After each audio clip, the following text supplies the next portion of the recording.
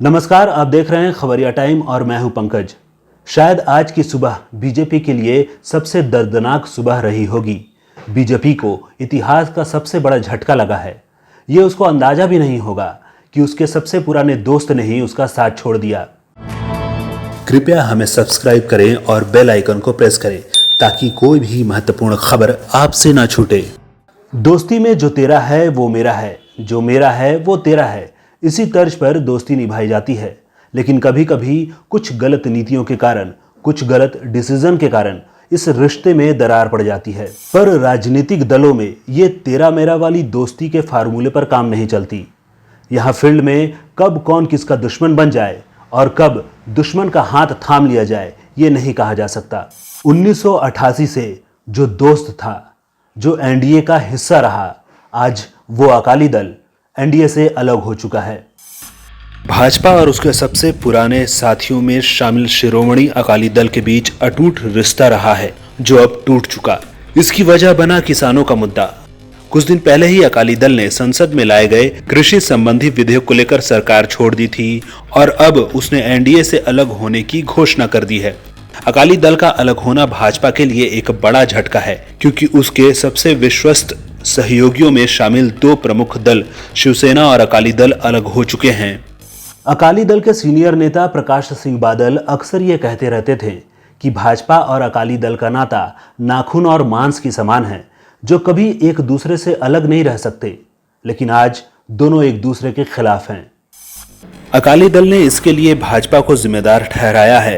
Party के अध्यक्ष सुखबीर सिंह बादल ने कहा है कि जब किसानों के मुद्दे पर केंद्र सरकार ने विरोध के बावजूद संसद में बिल लाने का फैसला किया, तब उसने सरकार छोड़ दी थी। एनडीए से अलग होने से पहले उन्होंने पार्टी की बैठक में अपने सभी कार्यकर्ताओं और किसानों से चर्चा की, उसके बाद ये फैसला लिया।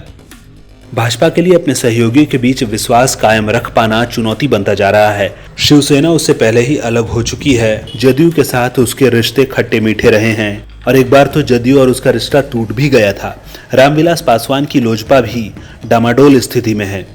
साल 1988 में जब एल.के. आडवाणी और वाजपेयी ने एनडीए का गठन किया था, तो उस समय जॉर्ज फर्नांडिस की समता पार्टी, जयललिता की अनादमुख, प्रकाश सिंह बादल के नेतृत्व वाली अकाली दल और बाला साहेब ठाकरे की शिवसेना इस गठबंधन में शामिल थी। समता पार्टी का बाद में नाम बदलकर जदयू हो गया। जदयू और अन्नादमुख एनडीए से एक बार अलग होकर वापसी कर चुकी है। शिवसेना अब कांग्रेस के साथ है। अकाली दल ही ऐसी पार्टी थी जिसने अब तक एनडीए का साथ नहीं छोड़ा था। अकाली दल के लिए मोदी सरकार का कृषि विधेयक बिल गले की फांस बन चुका था। उसे लग रहा था कि अगर वो सरकार के इस फैसले के साथ जाएगा तो किसानों का एक बड़ा वोट उसके हाथ से निकल जाएगा। पंजाब के कृषि प्रधान क्षेत्र मालवा में अकाली दल की पकड़ है।